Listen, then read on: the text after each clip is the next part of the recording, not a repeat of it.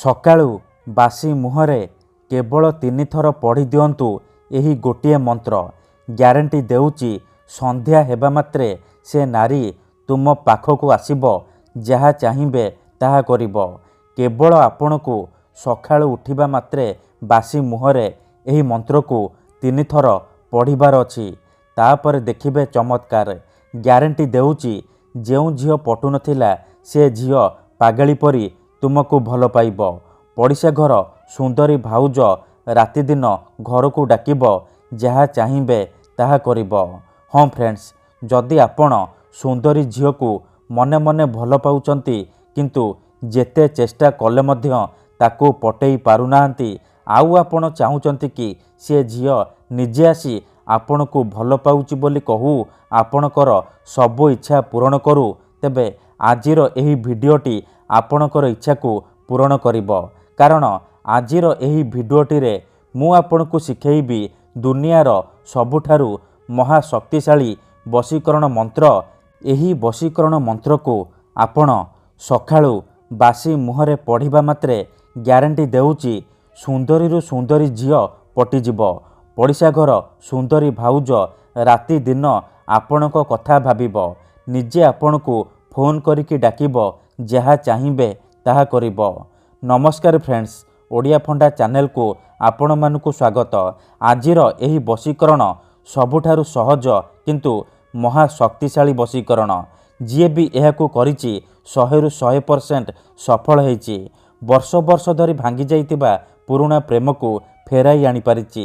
ଶାଶୁ, ନଣନ୍ଦ, ଦିଅର, ଭାଉଜ କାହାକୁ ବି ବଶରେ କରି ତାଠାରୁ ନିଜର ମନ ମୁତାବକ କାମ ହାସଲ କରିପାରିଛି।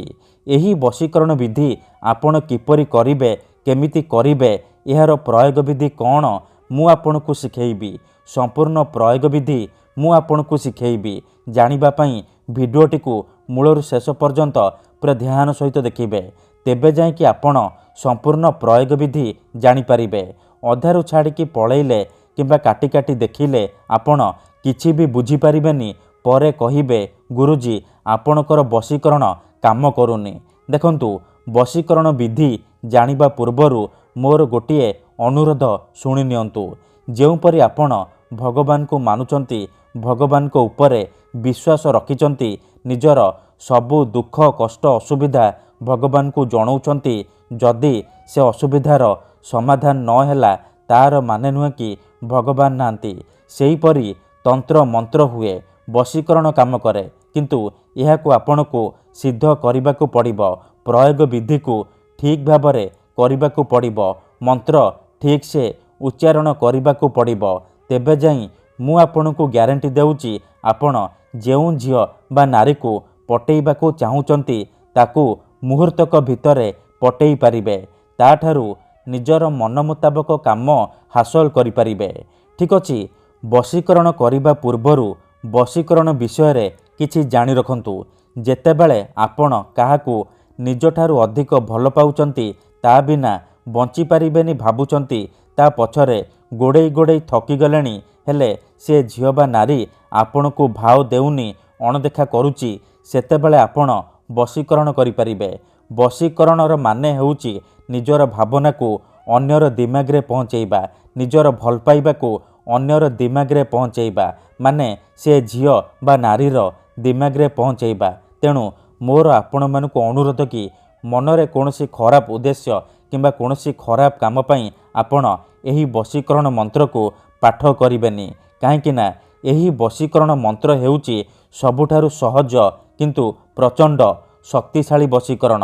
ଏହି ଗୋଟିଏ ମନ୍ତ୍ରକୁ ଯଦି ଆପଣ ସକାଳୁ ଉଠିବା ମାତ୍ରେ ବାସି ମୁହଁରେ 3 ଥର ପଢ଼ିଦେବେ, ଗ୍ୟାରେଣ୍ଟି ଦେଉଛି ସେପଟେ ସେ ଝିଅ ହେଉ ବା ବିବାହିତା ଭାଉଜ ଆପଣଙ୍କ ଆଡ଼କୁ ଆକର୍ଷିତ ହେବାକୁ ଲାଗିବ, ବିଚଳିତ ହୋଇ ଉଠିବ। ଯେପର୍ଯ୍ୟନ୍ତ ଆପଣଙ୍କ ପାଖକୁ ଆସିନି, ଆପଣଙ୍କ ସହିତ ସମ୍ପର୍କ ରଖିନି, ସିଏ ଖାଲି ଛଟପଟ ହେବ। ତେଣୁ ଯଦି ଆପଣ ଏହି ବଶୀକରଣ କରିବାକୁ ଚାହୁଁଛନ୍ତି, ସେ ଝିଅ ବା ନାରୀକୁ ପଟେଇବାକୁ ଚାହୁଁଛନ୍ତି, ତାକୁ ନିଜ ବଶରେ କରି ତାଠାରୁ ନିଜର ମନ ଚାହୁଁଥିବା କାମ ହାସଲ କରିବାକୁ ଚାହୁଁଛନ୍ତି, ତେଣୁ ମୋର ଆପଣମାନଙ୍କୁ ଅନୁରୋଧ କି ଆପଣ ଭିଡ଼ିଓଟିକୁ ମୂଳରୁ ଶେଷ ପର୍ଯ୍ୟନ୍ତ ପୁରା ଧ୍ୟାନ ସହିତ ଦେଖିବେ। विधिटी जानिबा पूर्वरु जदि आपण आम चैनल को नुआ आसिचंती तेबे दयाकोरी चैनल को सब्सक्राइब करी पाखरे थिबा बेल आइकन को मध्य दबाई दियंतु जहाद्वारा आमे जेउ भी वीडियो अपलोड करिबु सर्वप्रथमे आपण देखिपारिबे आउ तार लाभ पाई परिबे। ठीक अछि, मन रखंतु एही वशीकरण विधि को आपण केउ भी बार रे करि परिबे, किंतु जेबे भी करिबे सखाळु बासी मुहरे करिबे। बिना हाथ गोड़ मुह धोईकी सखाळु बासी मुहरे करिबे।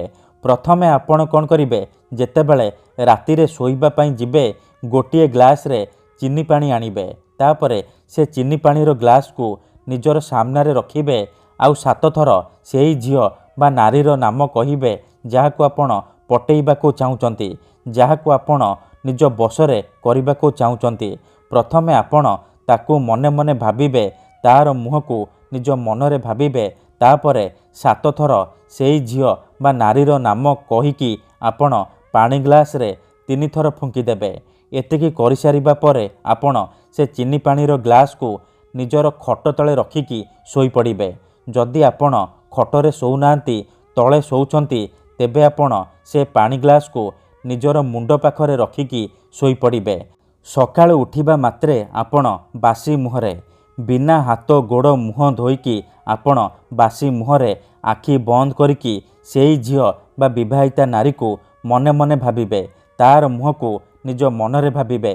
तापरे एही मंत्र को 3 थर पढ़िबे आउ 3 ढोक पानी आपण पीदेबे। देखंतु मनेकर आपण जेउ झियो बा नारी को पटेइबाको चाहुचंती तार नाम हेउची काजल, तेबे आपण मंत्र को एहीपरि पढ़िबे, काजल तीव्र बशीभूतं।